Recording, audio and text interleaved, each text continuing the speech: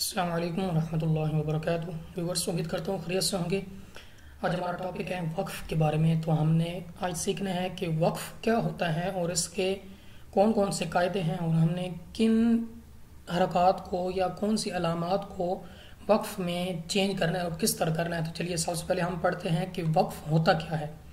تو وقف کے معنی ہے ٹھہرنے اور رکنے کے، یعنی جس کلمے پر وقف کریں تو اس کلمے کے آخری حرف پر آواز اور سانس دونوں ختم کر دیں، یعنی بالکل رک جانا ہے آپ نے۔ اب کلمے کے آخری حرف پر ان حرکات کو آپ نے لازمی یاد رکھنا ہے: زبر، زیر، پیش، دو زیر دو پیش۔ اب یہاں پہ دو زبر نہیں ہے کیونکہ دو زبر پہ علیحدہ قاعدہ ہے۔ یہاں پہ ہے دو زیر دو پیش، کھڑا زیر اور الٹا پیش۔ یہاں پہ بھی کھڑا زبر نہیں ہے، تو یہاں پہ کھڑا زیر الٹا پیش ہو تو ان حرف کو وقف میں ساکن کر دیں۔ اس کے بعد ہمارے پاس ان کی مثالیں آگے ہمارے پاس ہیں، میں آپ کو مزید ان کے بارے میں ڈیٹیل میں بتاؤں گا انشاءاللہ اپنی جو ہم اپنے سبق میں پڑھیں گے۔ نیکسٹ ہمارے پاس ہے کلمے کے آخری حرف پر دو زبر۔ اب یہاں پہ دو زبر نہیں تھا، دو زبر پہ علیحدہ ہے۔ دو زبر ہو تو اسے وقف میں الف سے بدل دے، یعنی اگر دو زبر ہو تو اسے الف سے بدل دینا اور تھوڑا سا لمبا کرنا ہے، جس طرح ہم الف مدہ پڑھتے ہیں۔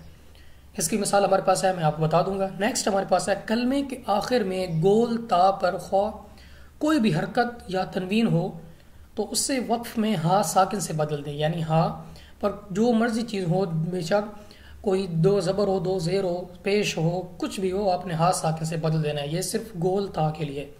اس کے بعد ہمارے پاس آ گیا کھڑا زبر، جو اوپر نہیں تھا۔ کھڑا زبر حروف مدہ یعنی الف مدہ، واو مدہ، یا مدہ، جو کہ تین ہیں، اور ساکن حرف یعنی جو پہلے ہی جس حرف پر یہ سکون ہو، جزم کی علامت ہو، یہ تین حرف وقف میں تبدیل نہیں ہوں گے: کھڑا زبر، حروف مدہ اور ساکن حرف۔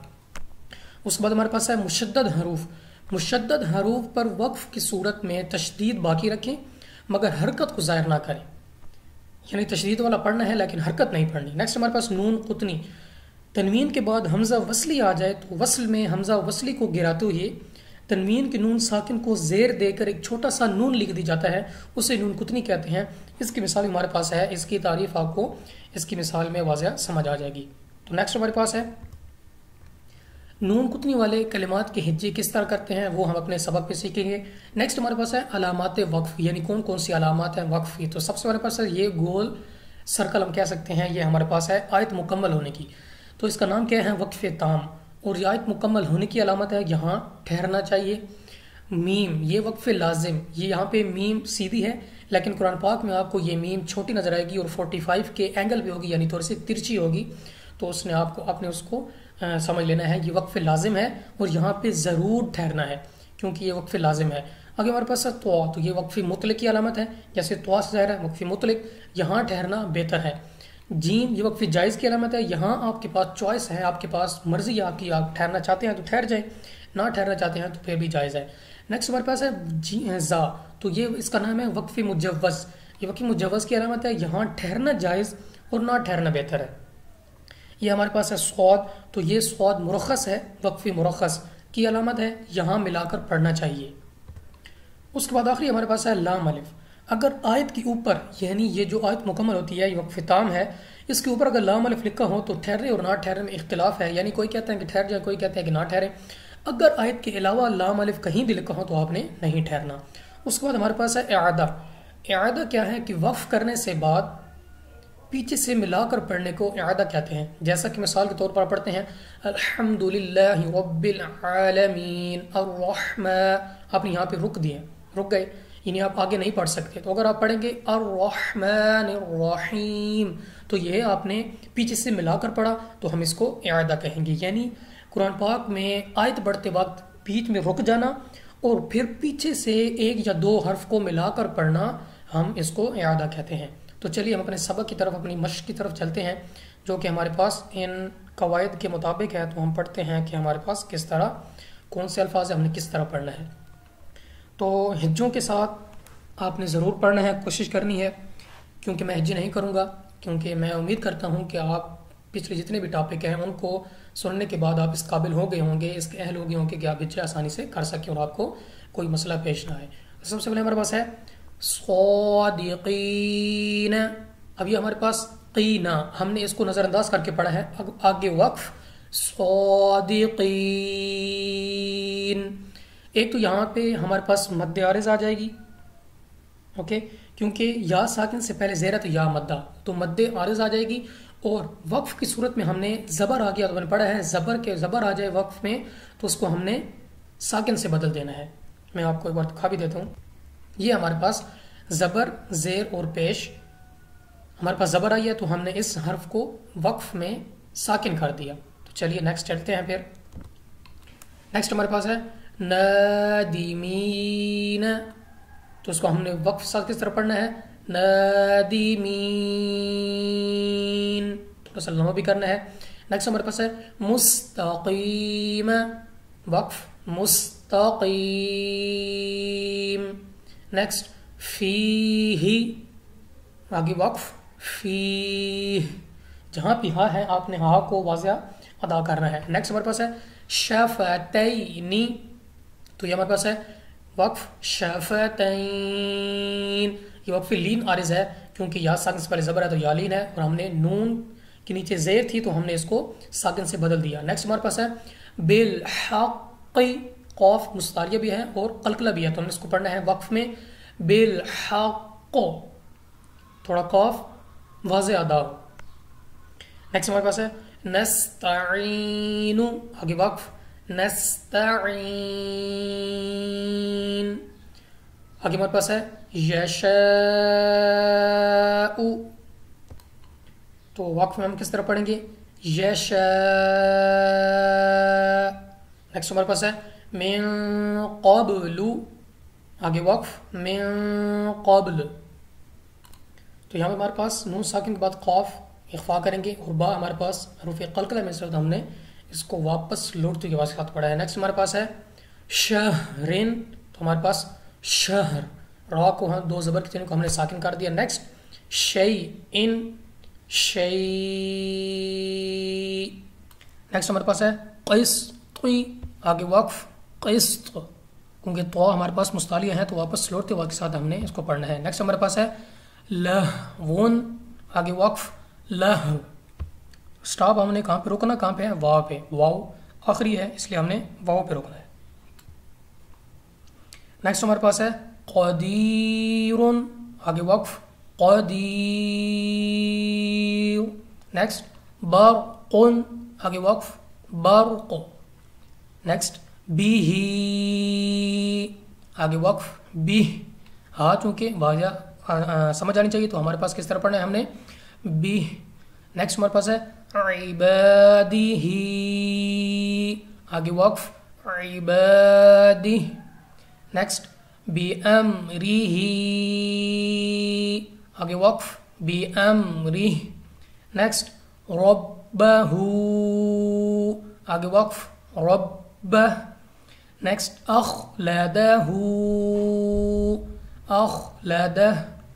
نیکسٹ موازینہ، آگے وقف موازینہ. نیکسٹ ہمارے پاس اب ہے دو زبر کی تنوین، تو ہم نے اس کو اس طرح پڑھنا ہے الفافن. ہم نے پڑھا ہے کہ دو زبر کی تنوین کو الف سے بدلا دیتے تو ہم نے اس کو اس طرح پڑھنا ہے آگے وقف الفافا.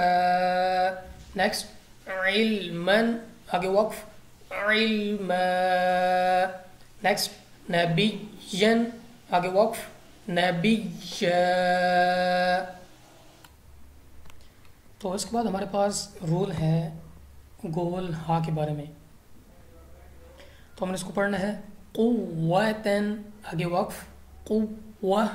میں نے آپ کو بتایا ہے کہ تا پر خواہ کوئی بھی حرکت ہو، دو زبر ہو، دو زیر ہو، دو پیش ہو، ہم نے اس کو ہا ساکن سے بدل دینا ہے. کس طرح پڑھیں گے؟ رقبتن. نیکسٹ وقف رقبہ. جاریتن، آگے وقف جاریہ. آگے ہمارے پاس ہے کھڑا زبر، تو کھڑا زبر ہمارے پاس وقف میں تبدیل نہیں ہوتا. کس طرح پڑھیں گے؟ وَتَوَلَّى، آگے وقف وَتَوَلَّى. یہ ایز اٹ از جیسا ہے ہم نے ویسا ہی پڑھنا ہے. نیکسٹ مِنَ الْأُولَى، آگے وقف من الاولی. نیکسٹ فترضى آگے وقف فترضى. آگے ہمارے پاس ہے سکون یعنی جزم والے، یہ بھی ہمارے پاس وقف میں چینج نہیں ہوں گے. نیکسٹ کس طرح پڑھنا ہے ہم نے وانحر آگے وقف وانحر. نیکسٹ فرغب آگے وقف فرغب. چونکہ با ہمارے پاس حروف قلقلہ میں سے ہے تو ہم نے اس طرح پڑھا ہے آواز واپس لوٹتی ہوئی. نیکسٹ فحدث آگے وقف فحدث. یہ بھی ہمارے پاس وقف میں تبدیل نہیں ہوگا. آگے ہمارے پاس ہے مدہ، تو مدہ بھی وقف میں تبدیل نہیں ہوتے ہیں. کس طرح پڑھیں گے فیہا الف مدہ وقف میں تبدیل نہیں ہوگا. آگے وقف فیہا.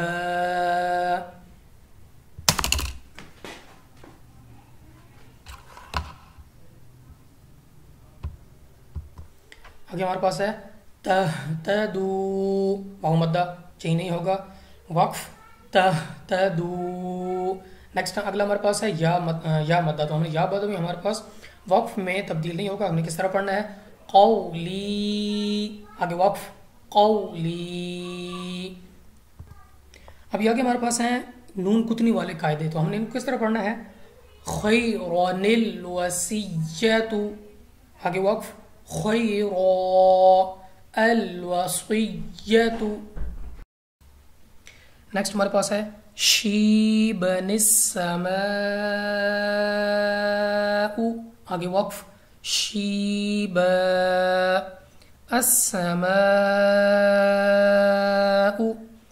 نیکسٹ ہمارے پاس ہے منیب ندخلوها منیب ادخلوها. اب یہاں پہ ایک اور بات کہ آپ نے جب ہجے کرنے ہیں تو اس نون کو پڑھنا ہے، نون کو دال سے ملا دینا ہے، اور جب ہم اس کو پڑھیں گے وقف میں تو الف پر ہم حرکت دے کر اس کو پڑھیں گے. نیکسٹ ہمارے پاس ہے مبین اقتلوا آگے وقف مبین اقتلوا قاف قلقلہ ہے واپس لوٹ تو واسطہ پڑھا ہے. نیکسٹ قدیر الذی قدیر الذی. نیکسٹ اور آخری ہمارے پاس خبیر الذی آگے وقف خبیر الذی. تو یہ تھا ہمارا آج کا سبق جو کہ ہم نے جس میں ہم نے پڑھا کہ وقف کیا ہوتا ہے اور وقف کو کس طرح پڑھنا ہے اور کتنی قسم کے وقف ہوتے ہیں. تو امید کرتا ہوں کہ آپ کے لیے یہ ویڈیو بہت ہی فائدہ مند ثابت ہوگی. آپ نے اس ویڈیو کو شروع سے آخر تک ضرور دیکھنا ہے، پڑھنا ہے اور ہجوں کے ساتھ پڑھنا ہے. اس کے بعد بھی اگر آپ کے ساتھ کوئی مسئلہ پیش ہوا، کوئی مسئلہ آپ کو رہا تو آپ مجھ سے کمنٹ سیکشن میں پوچھ سکتے ہیں یا میرے واٹس ایپ نمبر پر رابطہ کر سکتے ہیں. میں انشاءاللہ آپ کو ضرور رپلائی دوں گا.